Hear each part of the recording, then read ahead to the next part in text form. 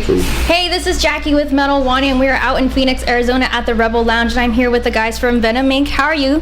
Very well. How are you? Very good, thank you. Very good. Very tired, but very good. Awesome. Well, I'm doing good. So, how you guys are on tour right now with Necrophagia. How's the tour been going so far? The tour's been great, but Necrophagia are awful people. Well, yeah. Terrible people to work with. You can't look after them. You can't wipe their noses for them. No, they're from Pittsburgh and everything. You know what it's like in Pittsburgh, and they're all from Pittsburgh. It's just terrible. It's been terrible. Brilliant. It's been absolutely brilliant. It's his second time we've been here in the year, and the crowds are people are just coming every night. It's fantastic. Really good crowds every night. That's Abaddon, by the way. This is Abaddon. Yes. It's Abaddon talking. It is. Yeah. And that's it. That's his smoke effect. That was Mantas' smoke effect, which he does.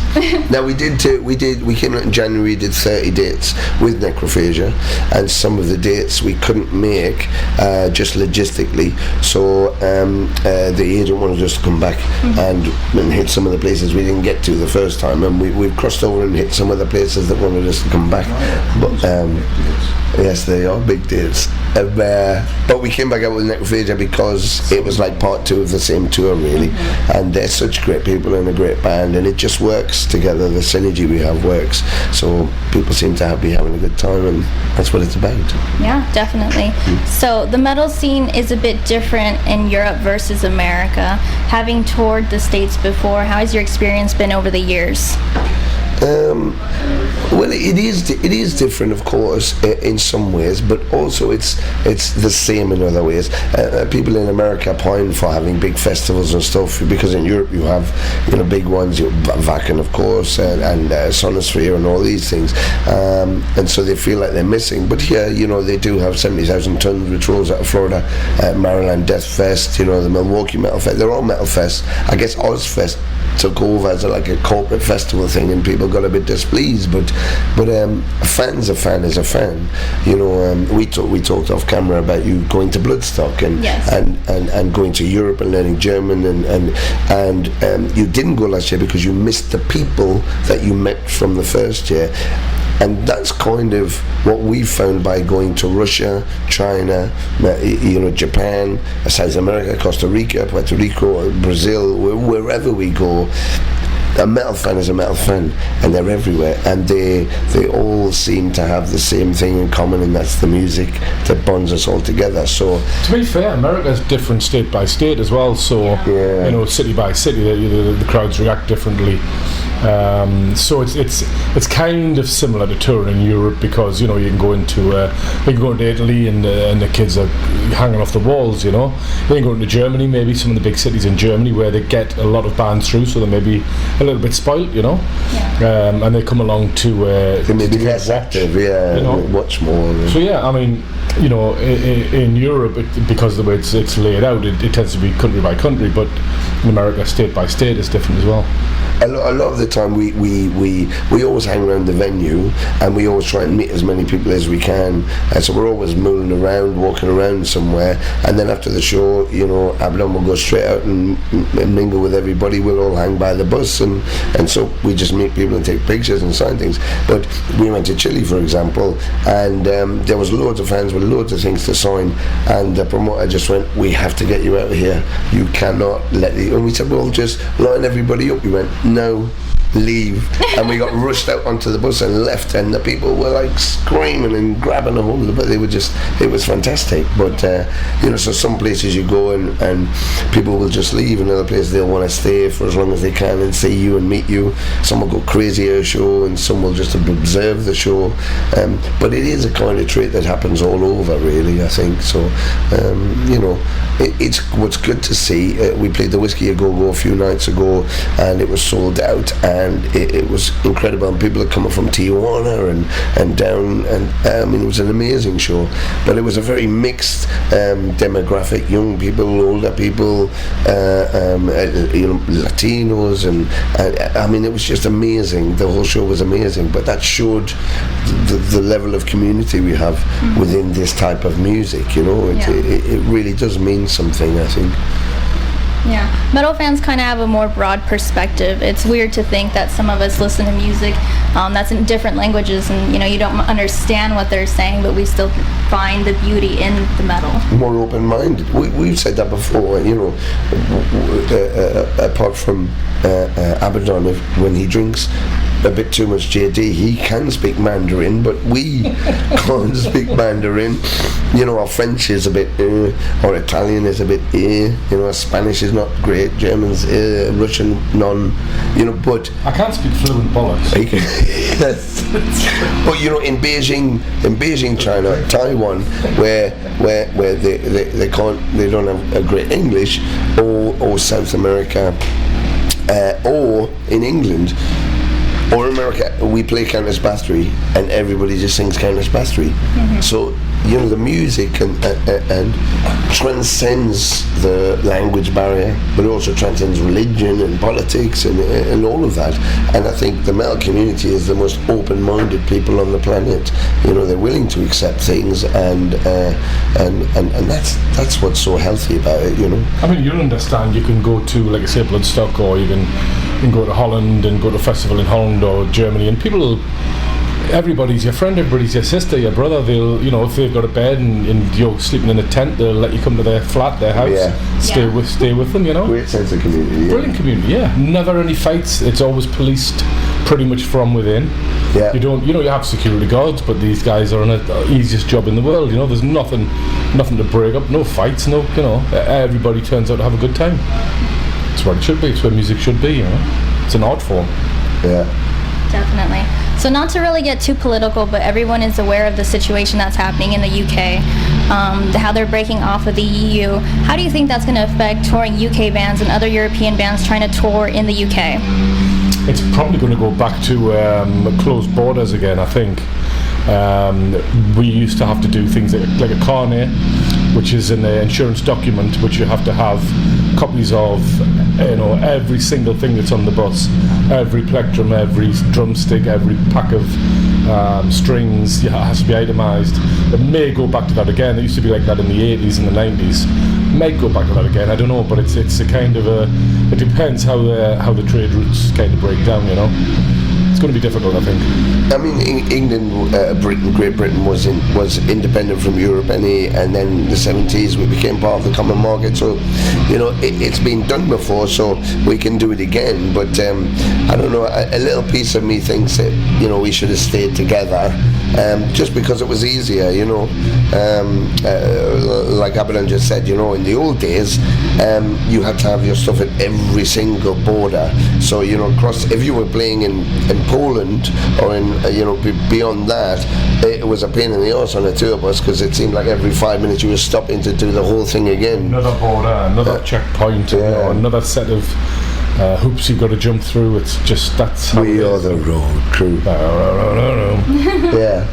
Well, it was like that, and I remember once we went through Mont Blanc on the 1985, I think, Nightmare tour with Venom and Exodus, and I was in the opening band, and we literally pulled up at the border, and on the French side, everybody off the bus, everybody in a room, they tore the bus apart, searched absolutely everything, and while they were doing this, the Italian border patrol were just sitting drinking coffee, smoking cigarettes, watching, and everything back on the bus after like an hour and a half, and they took tools and everything.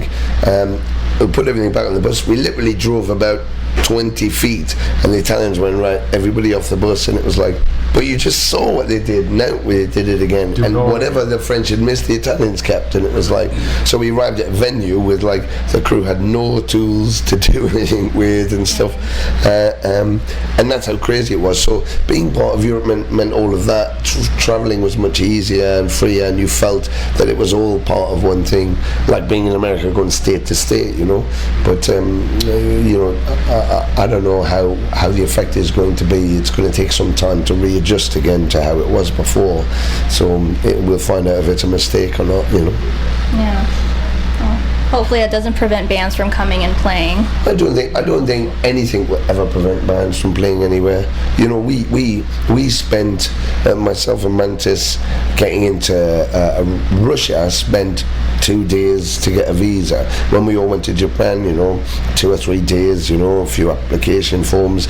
Coming into America, it can take you up to 18 months ahead of time, and then it's not guaranteed. You could do everything they want, and then it's not guaranteed at the end. So coming to America is actually harder for us to to get in than it is to get into China or something like that. But we still went. You know, it doesn't stop bands from going. You know, and it's one of the reasons we're probably doing part 2 of this, and we hope to come back with a new album before our visas run out, because I got them for a year so we could maximise them, because the whole process is laborious from that, and fans go, why haven't you come back after 2 years? It's like, it's taken us 2 years, and that could be 2 failed applications, because you only have to make one mistake, and they don't go, correct that mistake, they just go, no, and then you got to do the whole thing again, and it's very expensive. It's very expensive, but again, it doesn't stop the bands from being here. We spent the money and we came twice, so I don't think anybody can prevent the community and the spirit and the music. As much as they want to, they can't. Definitely. So you guys have played all over the world. You've played different countries, venues, and festivals. Looking back, would you say that there's a specific place that you like to play? For me, Japan. Yeah, I love Japan. I love going to Japan. But having said that, being in South America was incredible. The fans over there were just insane, absolutely insane. But, as we've said before, every fans in every country, they can be different, or you can see similarities. We played the show we did in Milan, was it? In Italy. Anyway, one of the Italian shows, they were off the map. They were the Spanish. Spanish. The Spanish audiences, they were crazy. We tend to get the Hispanic countries tend to get really fired about bands like us, and King Diamond, I guess, and this kind of thing. It's just because they're so hot-blooded, and they're kind of brought up around that the sort of Bible and all this kind of thing with their grandparents and their aunties and uncles and all this kind of thing. And when they let loose, they really seriously let loose. It's great. I mean, Brazilians, obviously, Italians, Spanish, very passionate, kind of thing, very passionate. But even in the East European countries as well. I suppose it's probably with the East European countries is they probably don't get as much as the sort of Western end. And when you do go there, I mean, they appreciate it so much more. And I mean, I think on the European tour, they were the biggest audiences that we had. Definitely the biggest venues that we played. And definitely. They were crazy. They were great. But again, Seattle was crazy. New York was crazy. I think the thing to ask would almost be, is there anywhere that you don't like playing? And then still the answer would be no. Only the bit that we don't know because we haven't been there. One of the I guess most spoiled countries is probably England or Britain, and that's never been a place that we've concentrated very hard on. I said hard on. So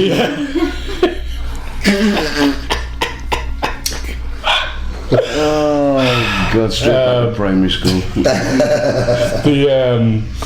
The British, we've always tried to play them, we've tried to do stuff. We've got some festivals coming up, some dates coming up. But having said that, on the European tour, we played. Played at the Underworld, and London is spoiled for bands going through there, and the Underworld's a prestigious venue, and they get everybody going through there as well.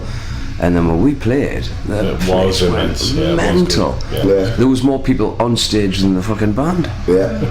All night stage divers and bits going on. It was absolutely crazy. So they really went for it.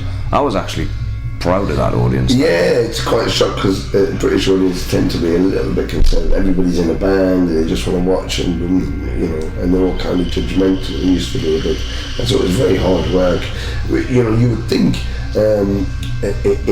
In Britain to have a British band, a total British band, that there would be more support for it. But I don't know, they seem to be more backward about coming forward with it. So, you know, we did the Electro Works with Obituary with our other band Empire, and then we went to the Underworld with Abaddon with the Venom thing, and both those shows were incredible. Like Jeff just said, I'm kind of proud of the audience for, you know, putting on a show. You know, because again, if the way the audience react, there could be 30 people in a show or 3,000 people in a show. How they react and how they respond drives the band to respond to. So it becomes like a unified experience. When we started, we were invited to do, just as a bit of fun, 5 songs that Keep It True in Germany.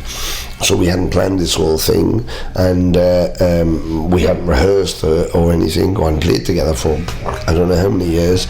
We picked 5 songs, we all flew in, we played a few songs, and then Abaddon joined us on stage with 2,000 people, and we played 5 songs. And we were shocked at the reaction. You know, the people were singing Countess Bathory. I couldn't hear the PA, and it was a big festival, so, you know, big enough that you should be able to hear it. And we were drowned out by the audience, and that's a massive experience, you know. And there's something eliciting from Venom and the songs that you cannot escape if they're played with the empathy they deserve, and played with the respect they deserve, and they're played from the soul. You cannot escape the effect on you. And I think sometimes bands, you know, forget that. They get to a comfortable position and they're just going through the motions, and you can't short sell a metal audience. You can't. They'll smell blood from a million miles away. If you're trying to dial it in, they'll know. They come with the intention of letting loose, and they want you to let loose too. So yeah. We were just speaking about this today, and this time around, with the Venom thing, I mean, it's far exceeding what it was way back in the 80s. You know, the response we're getting now it's incredible. I don't know if it's because the band has reached that sort of legendary status or whatever, but it just overwhelms me, the fans. You know, when you meet people night after night who say, you know, your music changed my life, and, you know, without you there'd be none of this, none of that. With it, you know, it's just, sometimes I find it hard to take in. It's incredible, but this time round, I'm not taking a single moment for granted. I'm just soaking everything up. It's incredible. It really is. So you guys have